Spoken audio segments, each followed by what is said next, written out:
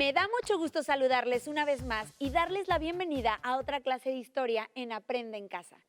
¿Qué les ha parecido esta materia hasta ahora?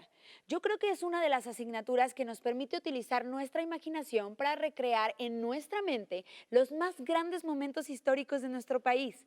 Hoy vamos a viajar 162 años al pasado. ¿Qué creen que estaba ocurriendo entonces en nuestro país? Imaginen que abren los ojos y de pronto nos encontramos en el año 1858. ¿En medio de qué creen? De la Guerra de Reforma. No se vayan, porque hoy vamos a conocer las causas y consecuencias de este conflicto. Y no les quiero contar mucho todavía, pero yo que ustedes me preparaba porque vamos a saber más de las leyes de reforma, ni cómo perdernos este momento de nuestra historia. ¿Listos? Pues comenzamos.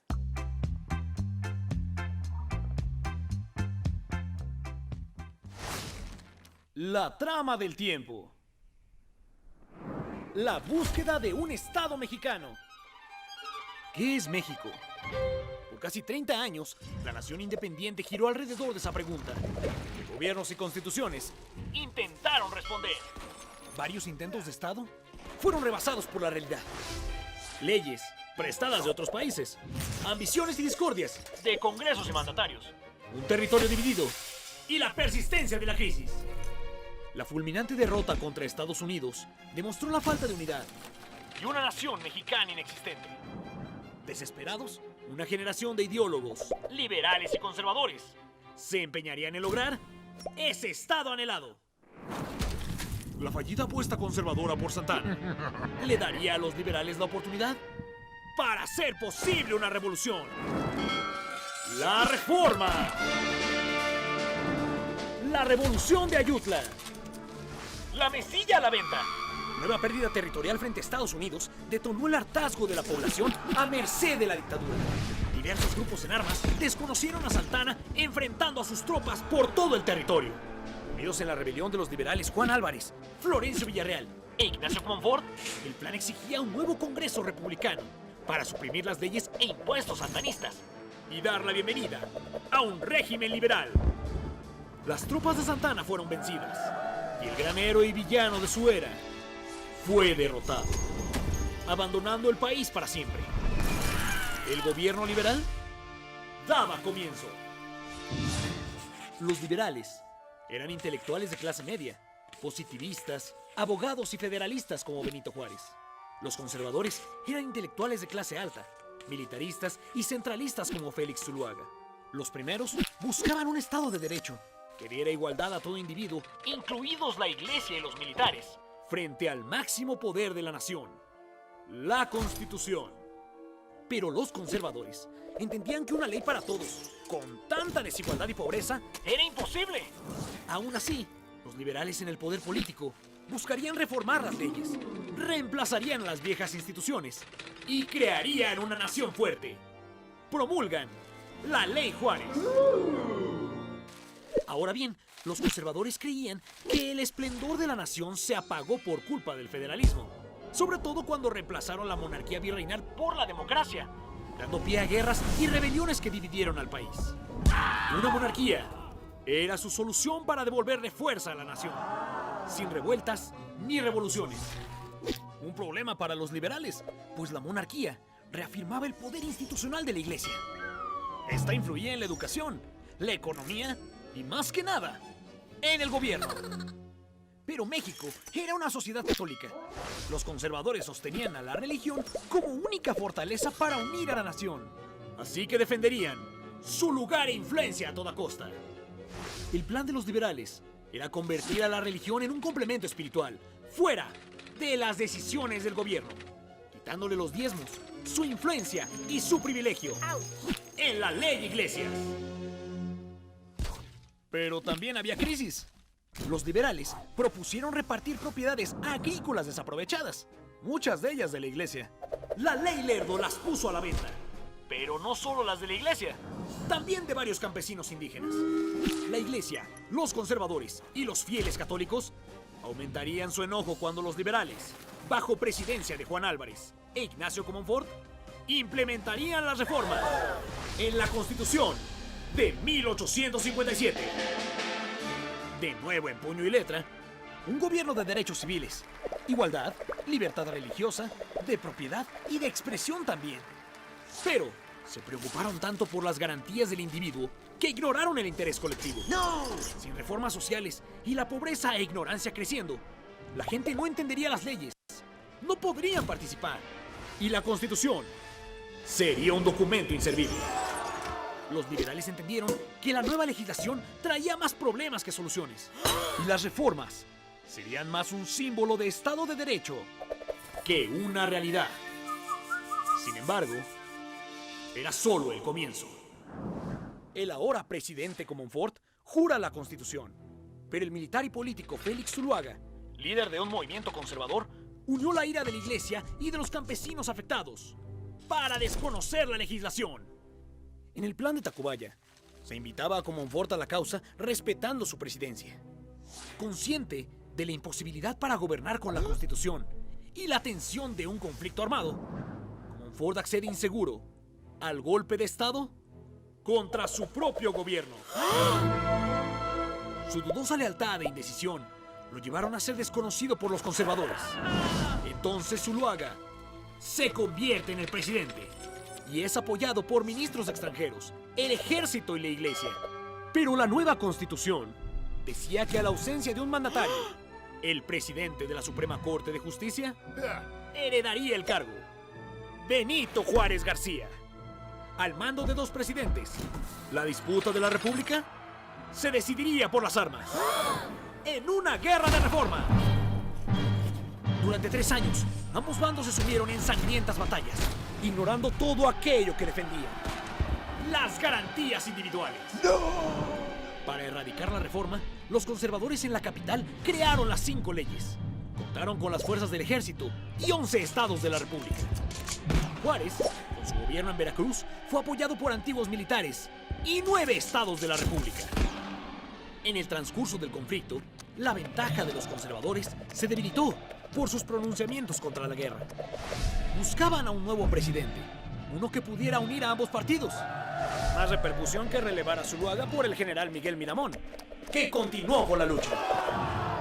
Juárez, al ver que la Constitución no podría aplicarse totalmente, entendió que el poder legislativo debía ser superado por el poder ejecutivo para implementar con eficiencia el Estado de Derecho que anhelaba.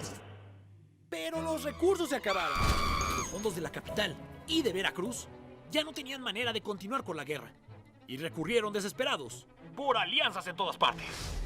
Tratado McLean-Ocampo. Juárez ofrecía a Estados Unidos un libre tránsito comercial, militar y civil por el territorio, además de anexar Baja California. A cambio, Juárez sería reconocido como presidente de México y le brindarían recursos para ganar la guerra. Tratado Monalmonte. Los conservadores intentaron sin éxito aliarse con España. Sin embargo, consiguieron un préstamo de Inglaterra y reanudaron alianzas diplomáticas. A fin de cuentas, el Congreso de Estados Unidos rechazó el Tratado McLean-Ocampo y Juárez optó por confiscar los bienes del clero, obteniendo los recursos para ganar. La batalla final sucumbió en Calpulalpan. Culminó con más leyes de reforma y la victoria definitiva de los liberales. Después de 300 años, la iglesia finalmente se separaba del Estado mexicano. Miguel Miramón huye a Europa en el exilio.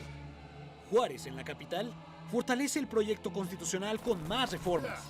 Y tras nuevas elecciones, y Juárez ganador, iniciaba una era de paz, que para lograr un Estado de Derecho, haría de su presidencia un poder más fuerte que la Constitución. Pero las relaciones externas eran tensas. El gobierno, para variar en bancarrota, suspende sus deudas a España, Inglaterra y Francia. Con recelo hacia la postura de Juárez y que un nuevo conflicto sucediera, un grupo monarquista decidiría que el momento de imponer un rey había llegado.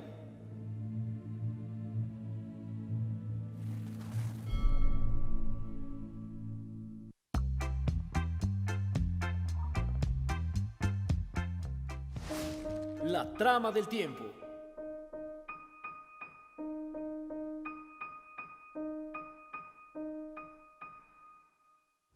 La persecución de un Estado mexicano. 1859. Se necesita ayuda urgentemente. Temiendo que la admiración de los liberales por Estados Unidos concluyera en una ocupación, o peor, cediendo territorio por el destino manifiesto, el presidente conservador, Miguel Miramón, se adelanta a enviar a sus ministros Gutiérrez de Estrada y José Manuel Hidalgo, con la misión de crear una alianza con las potencias de Europa. Con una poderosa intimidación, la presidencia de Juárez sería removida y podrían por fin consolidar una monarquía mexicana, que acabaría con la disputa y la sangrienta guerra de reforma.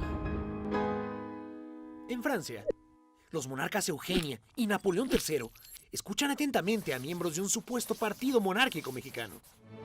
Gutiérrez de Estrada y José Manuel Hidalgo. Contrario a las instrucciones de Miramón, no solo han buscado ayuda, sino también a un monarca. Alguien con experiencia, con prestigio, alguien lejos de la política mexicana, a quien pudieran ofrecerle el trono y lograr la paz y el progreso. Solo que no había corona que ofrecer. No existía un partido monárquico mexicano. Y la República no aceptaría jamás a un rey extranjero. El Segundo Imperio. Facultades especiales. Otorgadas a Juárez por el Congreso durante la guerra, le concedían poder para apaciguar a sus opositores, hacer uso de la fuerza y reorganizar a la República, sin depender de la Constitución. El conflicto ha terminado y Juárez asume una reelección. Era su responsabilidad renunciar a tales atributos. Aún separando a la Iglesia del Estado, había guerrillas. Los partidos estaban divididos. Juárez enfrentaba cargos de alta traición por el Tratado Maclean-Ocampo. Y había desapariciones y asesinatos en ambos bandos. Sin contar con que los gobernadores, al tener poder en sus territorios, podían derrocar al gobierno con solo ordenarlo. Y en la cúspide de los problemas, las potencias de Europa reclamaban el pago de la deuda. Con la incapacidad de México para resolver sus problemas, formaron una alianza tripartita para imponer el orden. Ahora en España, las noticias llegaban al exiliado Miguel Miramón. Con la alianza tripartita y las negociaciones con los monarquistas, Napoleón había encontrado el terreno perfecto para expandir su mercado con una invasión. Miramón es informado de que la inmensa flota de los tres países se embarcaba a México, presionarían el pago de la deuda y Francia intervendría para reorganizar a México en un nuevo imperio. La segunda intervención francesa. Aunque la negociación de Juárez dejaría satisfechas a España e Inglaterra, Francia atacó y tomó las ciudades principales. Liberales y conservadores convocaron a todo partido, gobierno y armada a responder el ataque. Avanzan hasta Puebla y los franceses son derrotados por el ejército al mando de Ignacio Zaragoza y el distinguido general Porfirio Díaz Mori. A pesar de una unión sin precedentes, México no pudo vencer al refuerzo de 30,000 soldados franceses. Al tomar la capital, Juárez la abandona para hacer resistir a la República, recurriendo nuevamente a sus facultades especiales. Ahora, con una regencia imperial presidida por el líder monarquista Juan Nepomuceno Almonte, inauguraban los preparativos para que el candidato de Eugenia y Napoleón, un archiduque progresista, exgobernante de Lombardía, con el respaldo del Papa, las potencias europeas y el ejército francés, tomara la corona del Imperio Mexicano. Su nombre, Fernando Maximiliano de Habsburgo. Convencido por los monarquistas que una nación entera lo necesitaba, se embarca con la ilusión de gobernar un país fantástico. Las expectativas de Napoleón y los monarquistas en los tratados de Miramar daban la bienvenida al archiduque y su esposa, la princesa Carlota de Bélgica. Sin embargo, nadie les dijo que el territorio estaba repleto de guerrillas liberales contra la armada francesa, o que los recursos para sus planes económicos eran básicamente inexistentes. Pero Maximiliano quería buscar la paz, así que pide a Juárez unírsele en un proyecto de nación. Pero Juárez se niega considerándolo pisoteador de la paz. Y las guerrillas continuaron. Para sorpresa de todos, Maximiliano era un ideólogo liberal que simpatizaba con las ideas de la Reforma, el gran descalabro para los monarquistas y los conservadores que apoyaron la monarquía. Con tal de cumplir su sueño, el emperador pone manos a la obra. Con financiamiento y préstamos de Napoleón, remodela y embellece la capital. Rehace caminos, fomenta el estudio de los recursos naturales, arqueológicos e históricos. Funda academias, museos, escuelas, bibliotecas e impulsa la modernidad con el ferrocarril y el telégrafo. Crea junto a Carlota políticas de apoyo para la educación y protección de los indígenas, marginados durante todas estas décadas de conflicto. Como también creía en un Estado de Derecho, propone una Carta Magna para lograr un sistema modestamente democrático, además de reanudar las leyes de reforma de Juárez, propiciando que el Papa le quitara su apoyo. Y contra toda posibilidad, consigue lo que liberales y conservadores habían buscado por años: pinturas, monumentos y obras dedicadas a las figuras de la independencia hacen que el imperio logre un auténtico nacionalismo. Sin embargo, no sería suficiente para eliminar la crisis de la nación. Pero, ¿dónde estaba Juárez? El ejército francés, al mando del mariscal Achille Bazaine, lo perseguía para acabar con su gobierno y rebelión. Juárez se trasladaba por el norte, solicitando apoyo a los comandantes estatales, mientras que las tropas de Díaz y Escobedo hacían resistir a la causa republicana. Simultáneamente, Juárez esperaba refuerzos de Estados Unidos, pero con la guerra de secesión, era una causa perdida. Como el traslado de Juárez representaba su retirada y simpatía con los estadounidenses, Bazaine empuja a Maximiliano a decretar la ley del 3 de octubre, para dar muerte a los opositores y que el imperio fuese consolidado. Pero solo desembocó en más derramamiento de sangre y que la causa republicana se fortaleciera contra el emperador. Además, Napoleón, enfrentando la amenaza de una guerra contra Prusia, necesitaba a sus tropas para hacerle frente.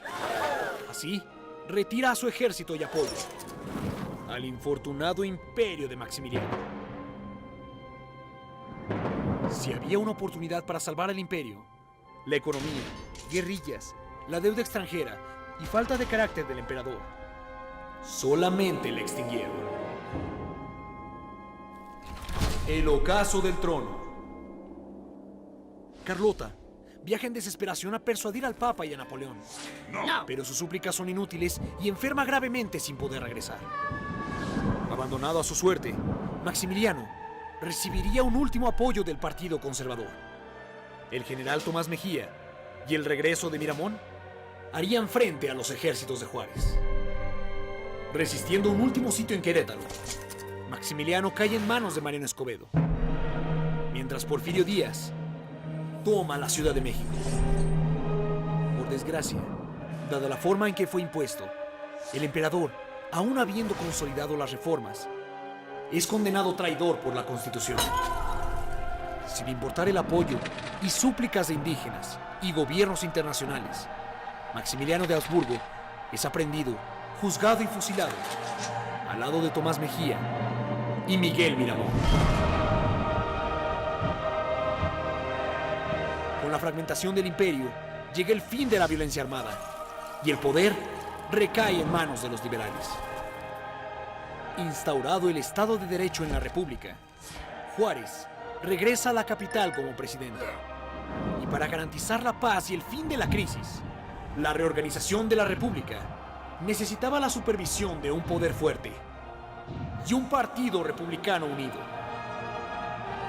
Con el ideal democrático aún lejos de conseguirse, Juárez modificaría el sistema de reelección para mantener el control del Estado,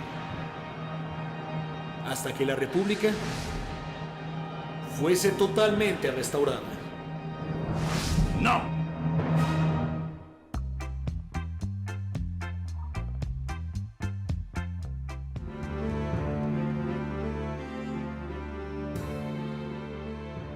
Le quería también comentar que, curiosamente, cuando se establece el imperio de Maximiliano, precisamente Maximiliano va a llegar en abril de 1864 con su esposa Carlota para ser emperador. Bueno, va a llegar con un proyecto que en realidad va a confirmar el proyecto de reforma liberal y quizá aumentarle algo más. Entonces, ¿qué pasa? ¿Qué pasa con este emperador que lo traen los conservadores y resulta liberal? Maximiliano, como me decías, pide que los pueblos digan que sí, efectivamente lo quieren. Pero al mismo tiempo, Pío IX le dice acepte la propuesta. Entonces, cuando Pío IX le dice que acepte la propuesta, Maximiliano acepta la propuesta de los conservadores mexicanos.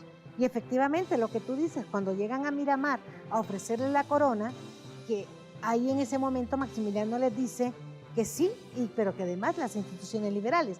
Maximiliano era liberal, pero era un liberal europeo. Europeo. Y entonces viene como un hombre muy ilustrado, además, Carlota además, con grandes ambiciones políticas, pero además con grandes deseos de transformar a México. Sí. Venían con buenas intenciones. Sí, sí, sí. Y entonces, cuando ya llegan y la Bastida ya está en México, desde la regencia, empiezan los desacuerdos entre la iglesia, entre la Bastida concretamente, que era regente también, y el militar francés. Y entonces es muy interesante estos conflictos, porque la Bastida se ve obligada a renunciar a la regencia y dice, solo en el emperador está nuestra confianza. Y llega el emperador y les falla. Claro. Por eso les falla porque ellos hicieron una idea. Y la Bastida se resentía porque decía, me dicen conservador y yo soy liberal. Pero en realidad no compartía los proyectos. Y entonces, cuando el Papa manda al nuncio para que empiecen a negociar la reforma, bueno, se da cuenta Maximiliano que no trae instrucciones. Y la Bastida mismo dice, ¿cómo es posible que nos manden a un hombre sin instrucciones? Porque no era que no traía instrucciones, sí las traía, pero eran completamente contrarias. Sí, claro. Cuando había que negociar. Sí. Y entonces, yo siempre he pensado que este periodo es como un diálogo de sordos. De sordos. La Santa Sede dice una cosa, Maximiliano dice otra, los obispos dicen otra, ¿no? Y entonces, sí, Maximiliano va a llevar a cabo las mismas leyes que tenía Maximiliano. Digo, Juárez. Sí, Juárez. sí, sí. Creo que ahora que estamos aquí y estamos en este lugar, pues que Maximiliano sí amó esta nación. Así, Me definitivo. acuerdo yo de su última carta que le escribe la mañana que va a ser fusilada y se le escribe a Benito Juárez y le pide que su sangre sea la última que se derrame en este país. Y yo creo que es importante empezar a construir esa historia a partir de los sentimientos y las emociones de la población que vivió en aquellos años, los dramas que experimentaron, ¿no? Y por otra parte, ver liberales y conservadores que son, además los moderados, que son los que están discutiendo en esta época, no verlos ni como traidores ni como grandes avanzadas, sino simplemente como hombres que deseaban construir un México mejor para el futuro. Yo creo que es la época actual para volver al pasado, pero para construir un mejor presente y un mejor futuro. Así es, estoy totalmente Muchas de acuerdo. gracias. Muchas gracias. Muchas gracias a los que nos oyen. Exactamente.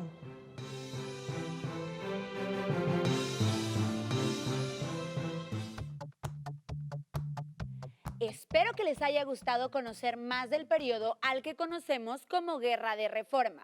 Los invito a analizar cuáles fueron las causas del conflicto y qué pensaba cada bando, el de los liberales y el de los conservadores. ¿Por qué luchaba cada uno de ellos? Qué importante es conocer estos momentos de la historia de México, ¿no les parece? Pues todavía nos queda mucho más por descubrir, así que por el momento nos despedimos. Pero recuerden que Aprende en Casa sigue y yo los veo pronto de nuevo por aquí. Hasta la próxima. Si no tienes el libro de texto o necesitas ayuda para resolver las preguntas, contáctanos.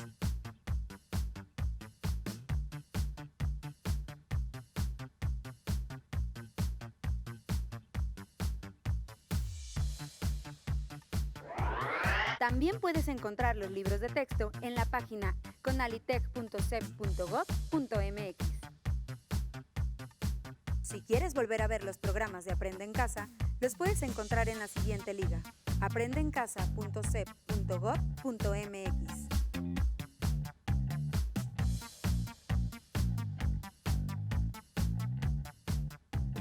Hola, ¿qué tal? Soy Antonio Altamirano Corona. Soy asesor especializado externo en clarinete en la UNEM Michoacán. Estudié en la Facultad Popular de Bellas Artes de la Universidad Michoacana de San Nicolás de Hidalgo. Llevo tocando el clarinete aproximadamente 11 años y 4 años dando clase. El origen del clarinete se remonta a las grandes civilizaciones antiguas, en el que un instrumento que no era propiamente el clarinete se utilizaba para cuestiones pastoriles o bien para la música popular, por ejemplo en Egipto, en Grecia o en Roma. Los romanos, por su parte, tenían un instrumento llamado tibia, que consistía en un tubo de madera con una caña simple. El clarinete, como tal, aparece hasta el año 1700, en el que un constructor de flautas llamado Johann Denner arma un clarinete a partir de un cuerpo de flauta al que le agrega 2 llaves, le pone una boquilla y una caña. A partir de entonces, el clarinete tendrá varios cambios durante el siglo XVIII. Con el paso de la revolución industrial se le van agregando diferentes orificios y diferentes llaves, construyéndose en diferentes tonalidades para ampliar su registro y para ampliar sus capacidades técnicas. A partir de Mozart, el clarinete se agrega definitivamente a la orquesta. Veremos cómo Beethoven en sus 9 sinfonías no puede prescindir del clarinete. Durante el siglo XIX y XX se compone gran cantidad de piezas para este instrumento, que van desde conciertos, sonatas, música de cámara o piezas para clarinete solo. En la actualidad, el clarinete se construye en 2 sistemas, el sistema alemán y el sistema francés. El sistema alemán consiste tiene su propia digitación, dicen que un poco más difícil algunos. Por dentro es un cono, digamos, y el clarinete francés, que es con su propia digitación, y por dentro es más recto. El clarinete es un instrumento de la familia de viento-madera, con una caña simple. Termina en forma de campana, y también es uno de los instrumentos con mayores posibilidades técnicas, mayor registro y una de las familias más amplias, que van desde, por ejemplo, el clarinete en mi bemol o el la bemol, que está como este tamaño, el clarinete soprano en si bemol, que es el clarinete en la, el clarinete divaceto en la, para el cual se compuso el concierto de Mozart. También tenemos el clarinete en si bemol o el clarinete con trabajo en mi bemol o en si bemol. El clarinete, dentro de la orquesta sinfónica, cumple una función bastante enriquecedora, por su timbre muy particular, por su flexibilidad y por su gran registro. Existen muchos solos dentro de la orquesta sinfónica que son compuestos para clarinete, solos muy expresivos, muy dulces, muy delicados. También otros compositores lo usan para mezclarlo con la sección de maderas, en especial con las maderas graves. También podemos en muchas otras ocasiones ver cómo se mezcla de manera muy bonita con los metales, sobre todo con los metales graves. De verdad es un instrumento que cumple una función bastante flexible dentro de la orquesta sinfónica. También es usado para pasajes de gran virtuosismo dentro de ella. A continuación voy a tocar el solo del clarinete del bolero de Ravel.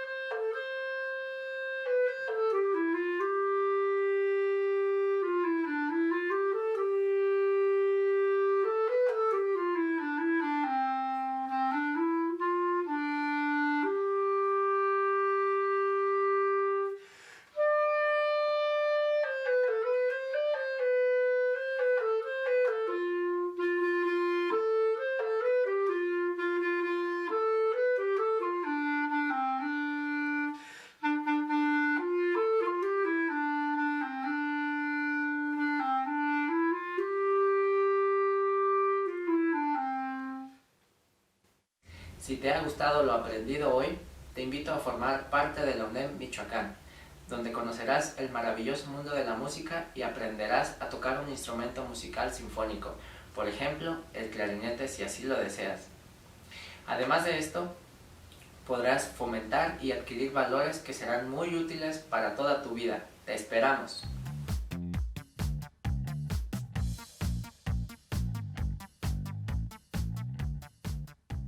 Te enseñaremos cómo armar un cubrebocas con ayuda de un adulto.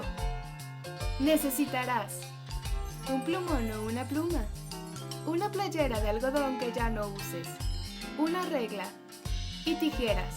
Recuerda que la manipulación de estas debe estar supervisada por un adulto. ¡Empecemos! 1. Estira la playera a lo largo y a lo ancho.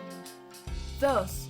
Marca con el plumón o la pluma y con ayuda de la regla 10 centímetros de largo, partiendo de abajo hacia arriba. Repite el paso anterior del otro lado de la playera. 3. Traza la línea horizontal entre los dos puntos. 4. Con ayuda de un adulto, corta sobre la línea horizontal que marcaste. Asegúrate de cortar por fuera de la playera. No introduzcas las tijeras en ella. 5. Ahora tenemos un pequeño pedazo de playera. Estira a lo ancho y con ayuda de la regla, mide y marca con el plumón o la pluma de 15 a 18 centímetros de largo de un lado, dejando un margen de 2 centímetros de alto arriba y abajo. 6.